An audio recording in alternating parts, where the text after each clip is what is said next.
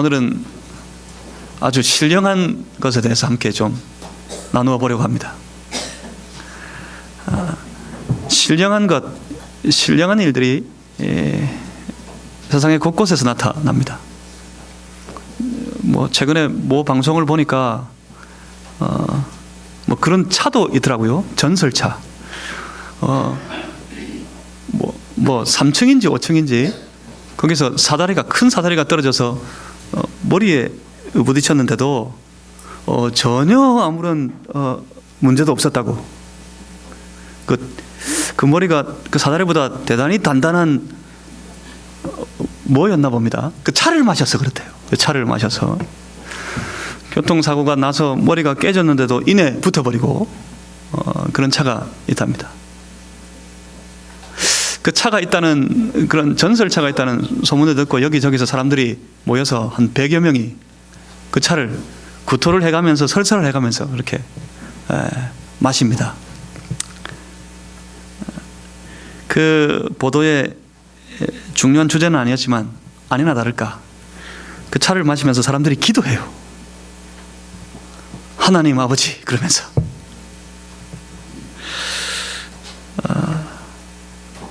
이 일을 보도하겠다고 그러니까 그 사람이 보도하지 말라고, 괜히 이게 알려져 가지고 더 많은 사람들이 전국에서 더 모여들어서 내가 감당하지 못할 정도가 될 수 있을 것 같기 때문에 보도하지 말아달라고 그러더랍니다. 그래 검사를 해봤더니 전부 세균 덩어리, 곰팡이 덩어리.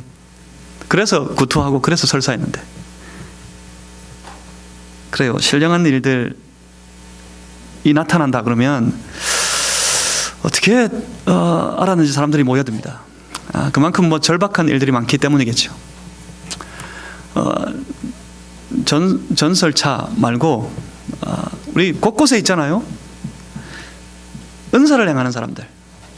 신령한 것 그러면 우리는 흔히 은사라고 부릅니다. 은사가 있다 그러면 사람들이 아주 특별하게 그를 주목합니다. 그렇지 않습니까?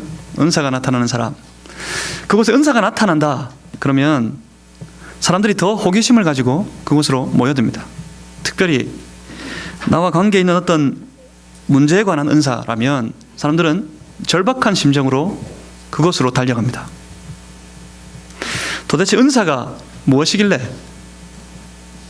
그렇게 사람들을 주목하게 하고 사람들을 모으게 하는 걸까요? 이 은사에 대해서 성경은 무엇을 말씀하시는지 우리는 함께 좀 살펴봐야겠습니다. 은사가 개인에게 부어질 때 그 은사의 역할이 무엇일까요? 우리가 성경을 읽어서나 읽지 않아서나 다 아시겠지만 은사는 하나님께서 주시는 겁니다. 하나님께서 개인에게 은사를 주실 때 무엇을 기대하시겠습니까?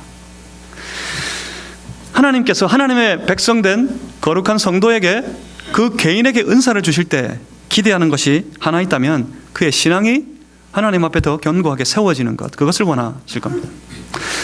은사는 성도의 신앙을 세웁니다. 신앙이 세워지면 어떻게 될까요? 신앙이 점점 더 자라고 성숙해져 가면 어떻게 되겠습니까? 그는 하나님 앞에 영적으로 더 부복하고 엎드립니다. 신앙이 세워지면 그는 더 겸손한 성도가 됩니다. 하나님 앞에서 더 신실한 삶을 사는 성도가 될 겁니다. 그러니까 은사가 그에게 주어졌을 때 그 은사는 결코 과시하거나 자랑거리가 되도록 부어주시는 것이 아니란 말입니다. 은사가 교회에 부어질 때 그 교회는 하나님 앞에 더 신실한 교회, 하나님께서 기뻐하실 만한 교회 되도록 하시기 위해서 교회에 은사를 주실 겁니다.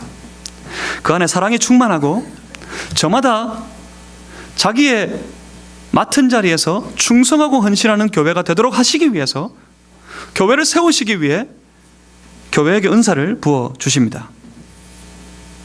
그러니까 그 은사로 말미암아 다툼이 일어나고 그 은사로 인하여서 서로가 미워하고 그 은사 때문에 깨어지는 일들이 결코 일어나서는 안 된다는 말입니다.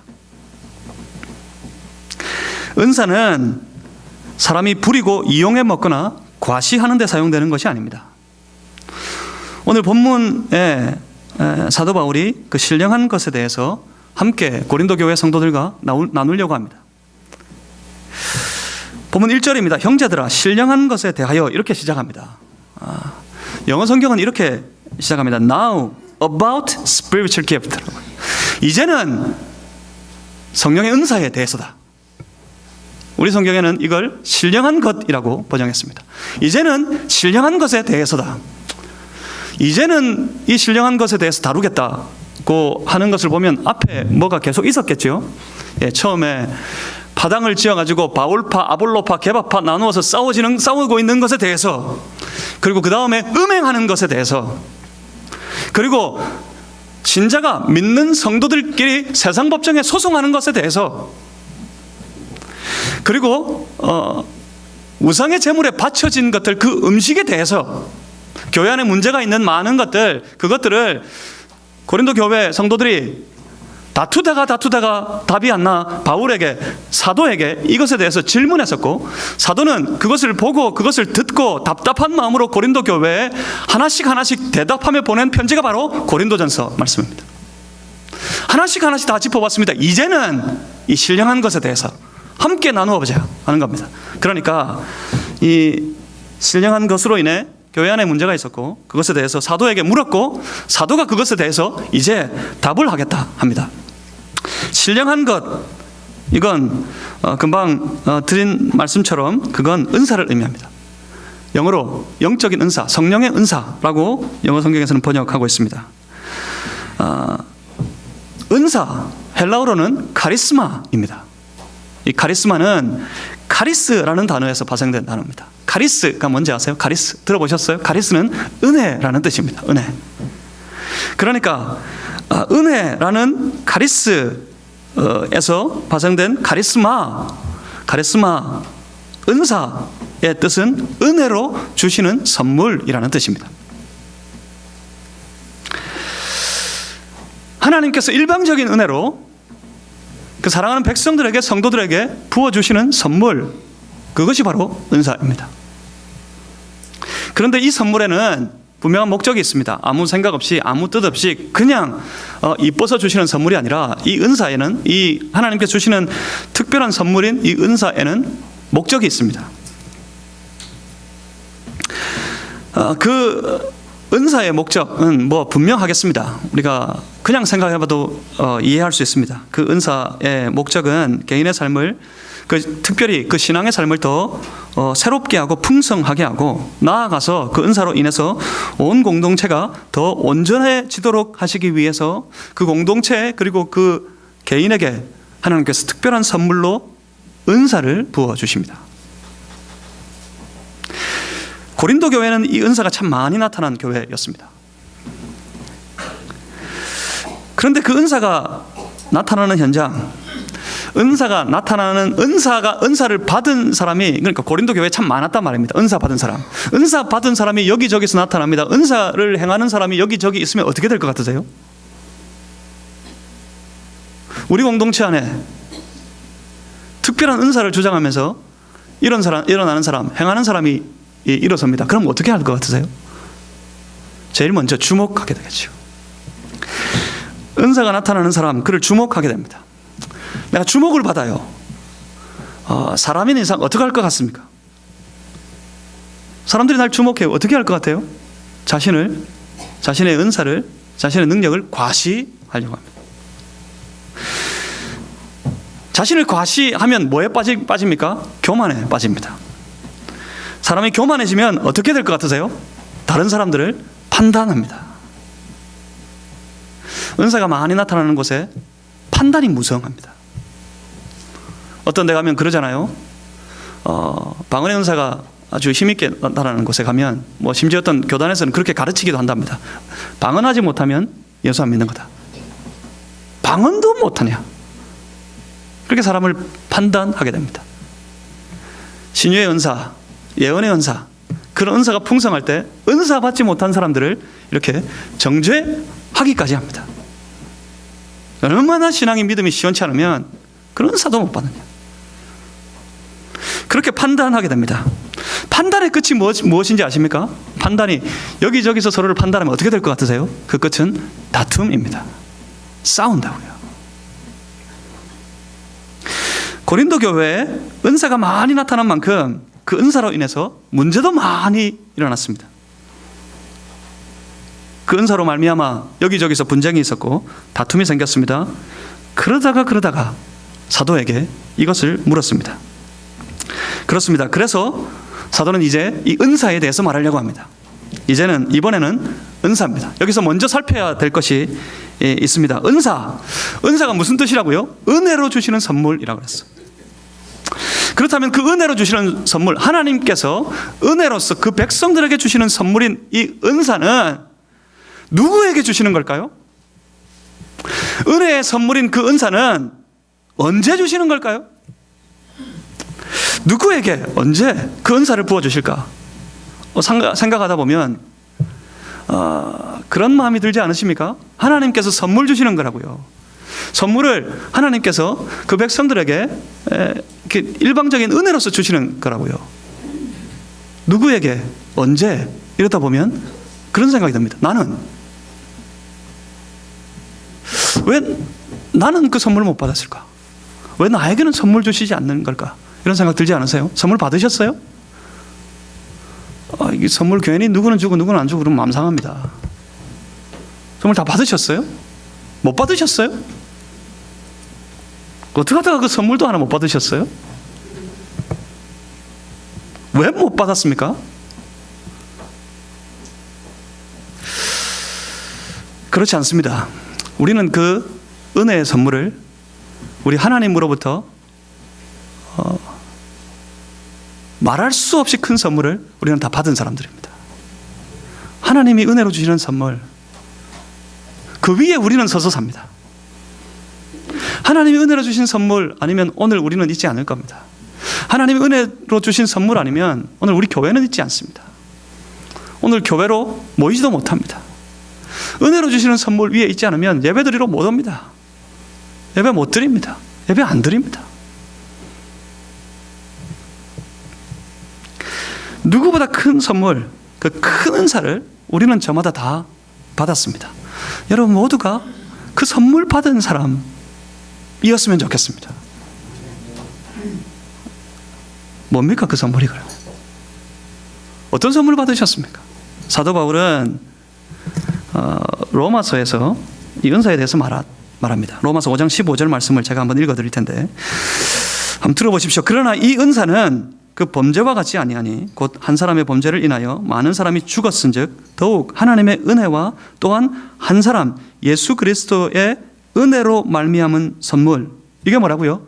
예수 그리스도, 하나님의 은혜, 예수 그리스도의 은혜로 말미암은 선물. 이걸 줄여서 한마디로 뭐라 그런다고요? 이걸 은사하라 그런다고요. 은사가 딴 게 아닙니다. 딴 게 무슨 전설차 만들어내는 게 은사 아니에요. 은사가 뭡니까? 은사는 하나님의 은혜, 예수 그리스도의 은혜로 말미암아 그 성도에게, 그 백성에게, 그 자녀에게 주시는 선물, 그게 은사입니다. 이 은사는 범죄와 같지 않다 그랬습니다. 하나님의 은혜 또한 한 사람 예수 그리스도의 은혜로 말미암아 선물을 많은 사람에게 넘쳐났다고 말씀하시면서 이 은사가 어떻게 되었냐면 로마서 5장 17절 하반절에 가면 이렇게 말씀합니다. 생명 안에서 왕노릇하게 한다. 그렇게 선포하고 있습니다. 그러니까 여기 로마서에서 사도 바울이 아주 큰 은사를 선포했습니다. 그 은사가 무엇입니까? 그 은사가 바로 생명입니다.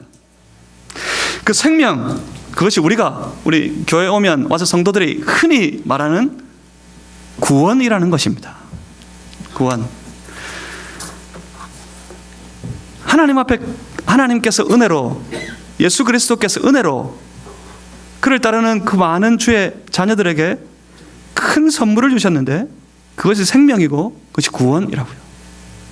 그럼 뭡니까? 그럼 어떻게 되는 겁니까? 그렇다면 우리 모든 믿는 사람들은 선물 하나씩 가지고 살아가는 거예요. 믿으시길 바랍니다. 여러분에게 하나님께서 주신 큰 선물이 있다는 사실을 믿으시길 바랍니다. 선물이 있었어요. 내가 선물 가졌어요. 우리는 선물 가지고 삽니다. 그 선물 위에서 삽니다. 다시 말하면 우리는 저마다, 하나님의 거룩한 백성된 우리는 저마다 그 은사 하나씩 가지고 다 살아가고 있다는 말씀입니다. 은사가 없다고요? 우리에게 은사가 있습니다. 저마다에게 은사가 있습니다. 그 은사를 누리실 수 있기를 바랍니다. 하나님께 주신 큰 선물, 그 생명 가지고 있지만 어느새 그 선물을 잊어버리고 그 선물 다 잃어버리고 생명 없는 자처럼, 구원받지 못한 세상의 사람처럼 그렇게 유리하며 방황하며 살아가는 그런 삶이 되지 말아야겠습니다. 우리에게 은사를 주셨습니다. 그 놀라운 생명의 은사, 구원의 은사를 가지고 우리는 살아갑니다. 그런데 2절을 한번 보십시오. 본문 2절에 너희도 알거니와 너희가 이방인으로 있을 때 말 못하는 우상에게로 끄는 그대로 끌려갔느니라. 그 선물 받기 전의 모습입니다. 사도가 교회를 향해 선포할 때 그 선물, 그 큰 은사를 받기 이전의 모습을 이렇게 선포합니다. 우상에게로 끄는 그대로 끌려가는 인생이었다고. 그렇습니다. 그 선물 받기 전에 우리는 다 끌려다니는 그런 사람들이었습니다. 사탄의 영은 사람을 지배하고 속박하는 영입니다. 사람을 지배해서 그 권세 안으로 속박시켜 버립니다. 사탄의 영은 사람들의 생각을 지배합니다. 그들의 행동을 통제합니다. 죄를 짓도록 말입니다. 그 죄에 빠져 살아가도록, 그 죄의 속박에서 벗어나지 못하도록 사단은 사람들 가운데 역사합니다. 하지만 절대로 그들은 그 사단의 권세를 인식하지 못합니다. 여러분, 사도 베드로를 기억하십니까? 사도 베드로가 예수님께서 물으셨을 때 너희는 나를 누구라 하느냐 그랬을 때 베드로가 즉시 대답하기를 주는 그리스도시요 살아계신 하나님의 아들이십니다. 마가복음에서는 주는 그리스도이십니다. 그렇게 고백했습니다. 예수님께서 그 고백을 기뻐하셨고 그 고백 위에 최초로 교회를 선포하십니다. 그 고백 위에 내 교회를 세우겠다. 그리고 베드로에게 말씀하셨습니다. 그것은 네가 깨달아 알 것이 아니라 성령께서 내 안에서 그것을 알게 하셨다. 그렇게 말씀하십니다. 그리고 예수께서는 교회를 선포하시고 난 이후에 그 고백 위에 세워질 교회를 선포하시고 난 이후에 예수님은 그 교회를 세우기 위한 자신의 걸음을 그들에게 예고하셨습니다. 제자들에게. 어떤 걸음입니까? 교회를 세우는 구원의 걸음. 그것은 뭐죠? 붙잡히시고 고난당하시고 죽으시고 그리고 나아가 부활하시는 것에 대해서, 고난과 죽음에 대해 그리고 부활에 대해서 그때 즉시로 제자들에게 말씀하십니다. 그러자 베드로는 어떻게 합니까? 예수님의 멱살을 잡습니다. 예수님과 변론합니다. 예수님께 항의합니다. 예수님을 책망합니다. 예수님을 꾸짖습니다. 베드로가 당신이 그렇게 할 수 없다고, 우리를 이렇게 두고 당신이 붙잡혀 십자가에 죽으면 우리는 어떻게 되냐고, 그렇게 하시지 마십시오. 그렇게 해서는 안 됩니다. 예수님께 대항합니다. 그때 예수님이 그를 향해 선포하기를 뭐라 그러셨죠? 사탄아 내 뒤로 물러가라. 사탄의 지배를 당하면 사탄이 이끄는 대로 끌려갑니다. 사탄의 최고의 목표가 뭐였는지 아십니까? 십자가를 무산시키는 거였어요. 베드로가 그렇게 예수님의 멱살을 잡을 때, 예수님께 항의할 때 예수께서는 그를 지배하는 사탄을 보셨습니다.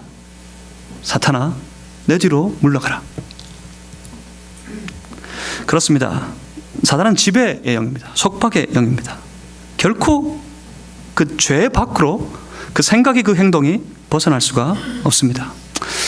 세상의 사람들이 저마다 스스로 자신의 의지를 가지고 살아가는 것 같지만 사실은 자신의 의지 가지고 의지대로 살아가는 사람은 세상에 단 한 사람도 있지 않습니다. 만약 성령이 지배하는 그런 사람이 아니라면 그는 곧장 모두가 다 예외 없이 사단의 지배 아래 속박 가운데 갇혀 살아가는 사람들입니다. 사단의 지배는 무엇입니까? 우상에게로 그들을 이끄는 것입니다. 그 사단의 지배 아래에 있는 영혼들은 어떻게 될까요? 그러니까 그 영혼들은 전부 우상에게로 끄는 그대로 끌려가는 인생 되는 겁니다. 아무리 의로운 삶을 살려고 해도 결코 그렇게 살아갈 수가 없습니다. 그러므로 본문 3절을 한번 보십시오. 그러므로 내가 너희에게 알리노니 하나님의 영으로 말하는 자는 누구든지 예수를 저주할 자라 하지 아니하고 또 성령으로 아니하고는 누구든지 예수를 주시라 할 수 없느니라. 무슨 말입니까? 구원받은 하나님의 백성들에게 성령께서 임하실 때 그 성령께서 주시는 하늘의 큰 은혜의 선물을, 생명의 선물을, 구원의 선물을 받았을 때 그때 비로소 죄와 사망의 모든 속박에서 벗어나서 예수를 자신의 삶의 주라고 고백할 수 있게 된다는 말입니다. 우리에게 은사를 주셨어요. 은혜의 선물을 주셨어요. 생명의 구원의 은혜의 선물을 받았습니다. 그 선물 때문에 우리는 우리의 입술로 고백할 수 있습니다. 예수는 나의 주이십니다. 내 모든 삶의 주인은 오직 예수님밖에 없습니다. 그렇게 고백하게 되는 겁니다. 왜요? 우리에게 선물이 있기 때문에. 내 안에 선물이 있다는 증거입니다. 이제는 사탄이 이끄는 대로가 아니라 내 삶의 참된 주인이 되신 예수 그리스도께서 주의 성령을 통해 이끄시는 대로 우리는 살아가게 됩니다. 이것이 진정한 은혜의 선물, 즉 은사입니다. 은사의 하는 일입니다. 최근에 아주 큰 뉴스거리 있죠. 버닝썬 사태. 여러분 보십니까? 그 뒤에 갖가지 음모가 있고 여러 가지 사건들이 숨어 있다 하지만 눈에 띄는 것이 뭐가 있습니까? 연예인들의 삶, 그들의 민낯을 봅니다. 참 화려한 그런 모습이에요. 그들이 나타나는 모습은 K-팝이 전 세계적으로 유행 아닙니까? 그곳에 등장할 때 그들은 아주 빛나는 조명 가운데 등장합니다. 사람들 앞에 서서 수많은 사람들의 환호를 받습니다. 많은 사람들이 그 연예인들, 소위 이야기하는 스타들, 그들의 생활 자체의 환상을 가지고 있었습니다. 그런데 그 사람들이 보지 못하는 이면에는 그 젊은 이들이 얼마나 어려요, 얼마나 젊어요. 그 젊은 이들 삶의 내면에 숨어있는 말할 수 없는 추악한 욕망들이 다 드러나고 있습니다. 도대체 어떻게 저런 생각을 하고 도대체 어떻게 저런 행동을 할 수 있을까 싶을 만큼 아주 더러운 모습들이 우리 눈에 보여지고 있습니다. 비단 연예인들 뿐입니까? 최근에 또 어떤 정치인도 아주 추악한 그 사건이 드러나서 지금 여기저기서 수사를 하고 나와라 마라 막 그러죠. 해외로 못 나간다 막 금지도 시키고 막 그러고 조사하고 있답니다. 정치하는 사람뿐입니까? 재벌 중에 누구는 어떤 주사를 연일 맞아서 문제가 되고 있답니다. 마약으로 다루는 주사죠. 그래서 병원 압수수색하고 막 그런다고 그러잖아요.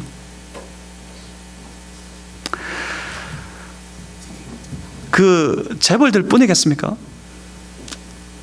그 추악한 모습의 경중은 틀릴지 모르지만 세상에 살아가는 수많은 사람들이, 세상에 속한 많은 이들이 어쩌면 그 추악한 삶에 빠져서 살아가고 있는 것 아니겠습니까? 무엇을 보십니까? 그렇습니다. 그 안에도 그 추악한 세상 가운데 정말 필요한 사람이 있습니다.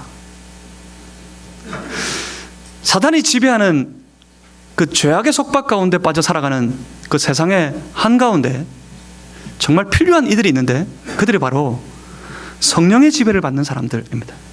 그러니까 하늘의 은사, 하나님 주시는 큰 선물을 받아서 그 선물 위에서 살아가는 사람들, 그들이 세상 곳곳에 필요합니다. 그들이 그곳에 있어서 그 안에 있는 예수 그리스도의 모습을, 선물 주신 하나님의 영광을 나타내고 그들이 살아가는 모든 삶의 자리에 세상에 나타난 모든 문화들을 바꿀 수 있는 그런 이들이 필요합니다. 말하자면 저 연예계에도 우리 주 예수 그리스도를 따르는 주의 제자들이 필요합니다. 저 재벌들 중에도, 정치하는 사람들 중에도 성령의 지배를 받아 살아가는 주의 거룩한 성도들이 필요합니다. 연예인들의 세계 가운데서 스스로 선포할 수 있는 사람, 예수는 나의 주님이시다. 재벌들과 정치하는 사람들의 그 더러운 현장 가운데서도 예수는 이곳의 주인이시다. 자신의 모든 삶의 자리에서, 직장에서, 가정에서, 살아가는 모든 현장에서 과연 내 삶의 주인은 오직 예수님밖에 없다 선포하며 살아가는 주의 거룩한 제자들이 이 시대 가운데 필요합니다. 그들이 세상을 바꿀 겁니다. 그들이 세상의 문화를 바꾸어 갈 수 있을 겁니다. 어디 있습니까? 없습니까? 적습니까? 교회들마다 가보십시오. 교회들마다 얼마나 많은 사람들이 있고, 교회들마다 보십시오. 얼마나 많은 은사를 자랑하고 은사 받은 수많은 사람들이 교회 안에 있는데 왜 세상만 들어가면 보이지 않는 걸까요? 세상 속에서는 왜 나타나지 않는 걸까요? 어쩌면 이런 결과가 우리 교회 안에서 우리 신앙의 삶이 각자가 받은 은사를 가지고 살아가는 그 삶이 무언가 잘못되었기 때문 아니겠습니까? 어쩌면 세상의 부패와 타락의 많은 부분의 책임이 우리 교회 안에 있을 겁니다. 그 많은 그리스도인들이, 하나님의 큰 선물을 받은 그리스도인들이 세상 곳곳에 나아가서 그 어둠을 밝히는 빛으로 살아가야 할 텐데 전혀 보이지 않는 그 이유는 우리 교회 안에서 그 빛을 밝히고 있지 못하기 때문 아닐까 싶습니다. 교회를 들어가 보면 저마다 참 은사가 많습니다. 그렇다면 도대체 그 다양한 은사들, 그 은사들이 왜 필요한 걸까? 나가서 그 은사의 맛을 나타내지도 못하는데 왜 교회 안에는 그 많은 은사들을 부어주시는 걸까? 그것을 생각해 봤으면 좋겠습니다. 고린도 교회 말씀드린 것처럼 참 은사가 풍성한 교회였습니다. 고린도전서 이 편지를 시작할 때 사도 바울이 고린도 교회를 하나님 앞에 생각하면서 감사할 때 그 감사의 제목이 바로 그거였어요. 고린도전서 1장 4절 보시면 내가 너희를 위하여 항상 하나님께 감사한다 그렇게 고백하더니 1장 7절에 보시면 너희가 모든 은사에 부족함이 없이 우리 주 예수 그리스도의 나타나심을 기다림이라 너희 안에 은사가 풍족하게 된 것을 내가 하나님 앞에 감사한다 그렇게 고백했습니다. 그 정도로 고린도 교회에 참 은사가 풍성하고 많았단 말입니다. 하지만 그 은사들은 분명히 교회를 세우고 교회가 합심해서 주의 몸된 교회가 더 든든하게 세워져 가는 일을 위해 하나님께서 부어주셨을 텐데, 그래서 그 은사 안에서 온 교회가 똘똘 뭉쳐가지고 주 예수 그리스도 다시 오실 그날을 준비하며 그때 주님 앞에 기쁨으로 나아갈 수 있도록 그렇게 살아가는 신앙의 삶을 위해 세워졌어야 할 텐데, 고린도 교회는 오히려 그 은사로 인하여서 분쟁하고 다툼하고 그리고 공동체를 해치는 데까지 이르게 되었더란 말입니다. 그래서 사도 바울은 그런 고린도 교회 성도들을 향해서 고린도전서 3장에서 너희는 영적으로 미성숙한 어린 아이와 같다라고 책망하기도 했습니다. 이러한 고린도 교회 공동체 여러 가지 상황, 그것 때문에 사도 바울은 고린도 교회 성도들을 향해 영적으로 무지에서 깨어나야 한다 그렇게 말했습니다. 본문 1절이었죠. 형제들아 신령한 것에 대하여 나는 너희가 알지 못하기를 원하지 아니하노니. 우리 성경이 너무 점잖게 번역했어요. 너희가 알지 못하기를 원하지 아니하노니. 이 신령한 것, 은사에 대해서 너희가 알지 못하기를 원한다. 알지 못하기를 원하지 않는다. 그걸 제대로 그냥 직역해서 번역하면 무지한 자가 되지 않기를 원한다. 이 은사에 대해서 무지에서 깨어나기를 원한다. 그렇게 선포했습니다. 각양 은사를 받아서 큰 선물을 풍성하게 받아서 그 은사가 나타나고 행해지는 그곳에 저마다 그 은사를 가진 사람들은 자기가 최고가 되고 자기가 가장 신령한 사람이 되고 자기가 가장 영적으로 성숙한 사람이 됩니다. 은사가 막 행해지는 곳에 가보십시오. 지금도 이 땅 곳곳에 여러 교회들, 이 지역에도 많이 있습니다. 이 지역에 막 은사가 행해지는 곳에 가보십시오. 가장 신령한 일이 그곳에 다 벌어지는 것 같아요.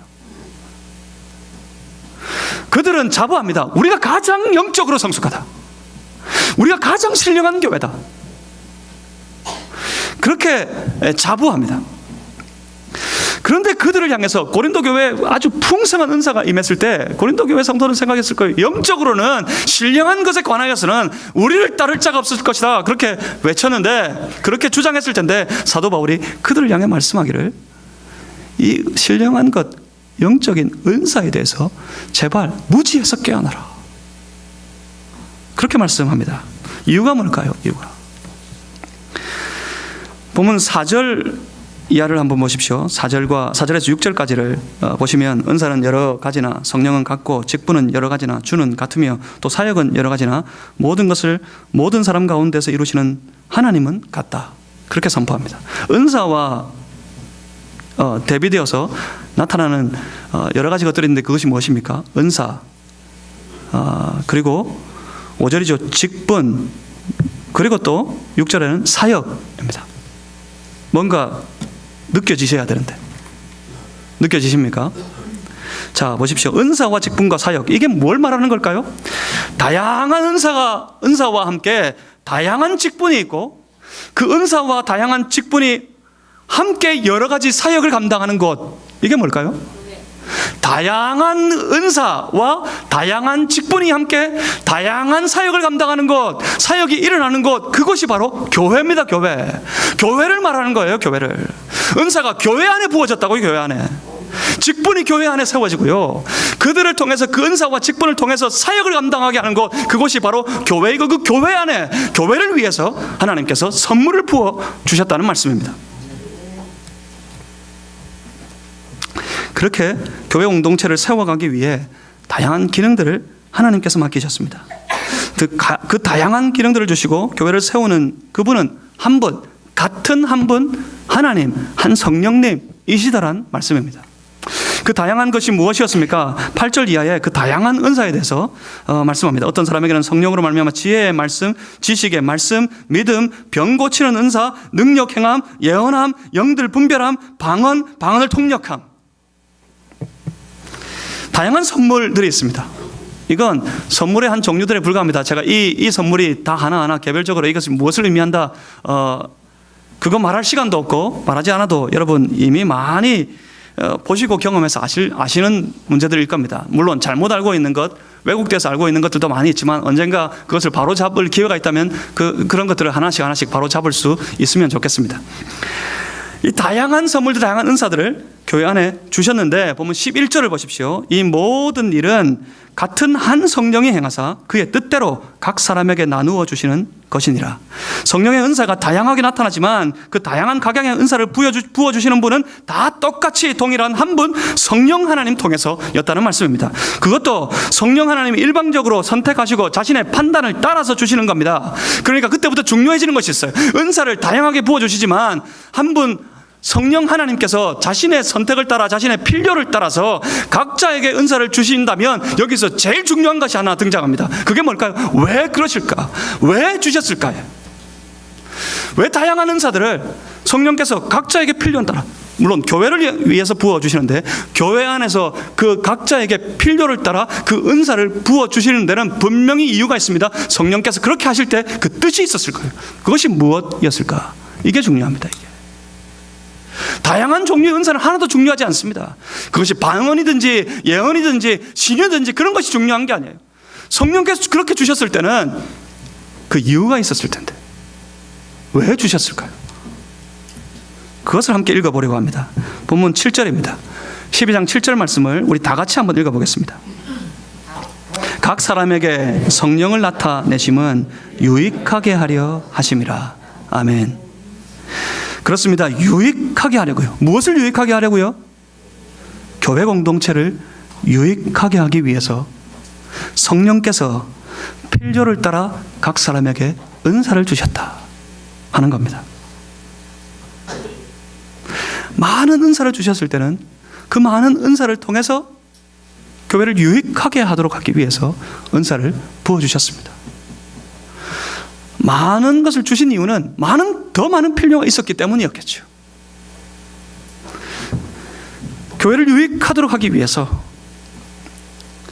그 많은 이들에게 부어주셨습니다. 그 많은 은사를 가지고 그들은 함께 힘을 모아서 교회를 유익하게 하는 일들을 감당했어야 합니다. 그런데 그 많은 은사를 받은 지금 이 교회의 모습을 한번 보십시오. 그 은사들을 받고도 그 은사를 가지고서도 시기하고 분쟁하고, 그래서 심지어 사도 바울이 고린도 교회를 향해 선포하기를 고린도전서 11장 17절에서 말씀은 너희의 모임이 전혀 유익이 못되고 도리어 해롭다라고 책망하기에까지 이르렀습니다. 은사가 그렇게 많이 나타나고 그렇게 많은 은사를 행하는 교회, 그래서 그 은사를 통해서 교회를 유익되게 하라고 부어주셨음에도 불구하고 오히려 그 은사 때문에 교회 모임이 해롭게 되어져 버린 그런 상태에 빠져 있었다는 말입니다. 그래서 바울이 도전한 겁니다. 무지에서 깨어나라. 신령한 것에 대해서 알지 못하는 자가 되지 않았으면 좋겠다. 무지에서 깨어나라. 그렇게 도전했던 겁니다. 우리를 돌아봅니다. 우리를 생각해 봅니다. 우리가 가진 다양한 달란트나 우리가 가진 저마다 다 각자에게 다르게 부어주신 은혜의 선물, 그 은사들을 통해서 우리가 해야 될 일들이 무엇이 있겠습니까? 여러분에게 어떤 은사가 있으세요? 우리 다 선물 하나씩 받아서 산다고 그랬죠? 큰 생명의 은사, 구원의 은사, 사실은 이거면 충분합니다. 생명의 은사만 제대로 누릴 수 있다면 세상에 결코 넘어지지 않을 거예요. 내 안에 생명이 있는데 그 입술로 무엇을 고백합니까? 예수는 나의 주님이시다. 직장에서 일할 때 그 일을 앞에 두고 예수님은 나의 주님이시다. 그래서 눈에 보이는 윗사람 상전을 위해서 일하지 않고 그 위에 계신 더 큰 주인, 더 큰 상전 하나님 계신 줄 알고 그 상전을 보고 일하는 그런 종이 되어라. 이게 골로새서의 정신이에요. 그때 당시 노예들, 종들을 향해서 그렇게 선포했다고요. 눈에 보이는 상전을 보고 아니라 그 위의 상전, 하늘에 계신 하나님 바라보고 그 일에 최선을 다해야 한다. 이게 은사 받은, 선물 받은 생명의 은혜를 누리는 사람들의 삶의 모습입니다. 직장에서 내가 일할 때 예수님은 나의 주님이시다. 공부할 때 학교에서 그 공부를 앞에 두고 예수님은 나의 주님이시다. 사람들 만날 때, 친구들과 나눌 때 서로 뒤에서 친구 3명만 모이면 이렇게 우리 한국 사람들 잘 아는 거 있죠? 막 그런 일들이 난무할 때 예수님은 나의 주님이시다.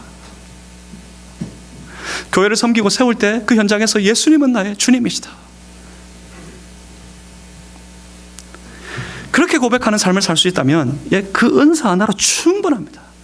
다른 뭐 은사 필요 없어요. 방언이고 예언이고 이렇게 뭐 눈에 띄는 거 자극적인 그런 거 없어도 괜찮습니다. 우리에게 다른 재능들을 주셨습니다. 우리에게 각양의 달란트를 주셨습니다. 또 우리에게 각종의 은사를 주셨어요. 어떤 이들은 섬기는 은사, 어떤 이들은 베푸는 은사, 어떤 이들은 친절한 은사, 다양한 은사를 주셨습니다. 무엇 때문일까요? 그것은 결코 자신을 나타내거나 과시하라고 주시는 것은 아닐 겁니다. 교만에 빠지도록 주시는 것은 더욱 아닐 겁니다. 교회를 해치는 일에 사용하라고 주시는 이유는 더더욱 아닐 겁니다.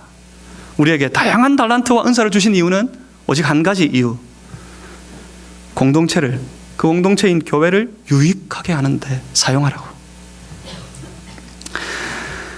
교회를 유익하게 하는 일, 그것은 무엇입니까? 교회를 세우는 일이에요. 교회를 세우는 일을 위해 내가 있는 그곳에서 주신 선물 가지고 예수는 나의 주님이시다 고백하면서 성령의 이끄시는 대로 성령의 인도하심을 쫓아 성실하게 최선을 다해 충성하며 헌신하며 살아가는 그런 성도가 다 되었으면 좋겠습니다. 그 교회는 주의 영광스러운 교회, 그런 모습으로 우리 주님 앞에 올려드려지게 될 겁니다. 우리 교회가 주께서 받으시기에 충분한 주의 영광이 가득한 영광스러운 주님의 교회 되기를 주의 이름으로 축복합니다. 아멘.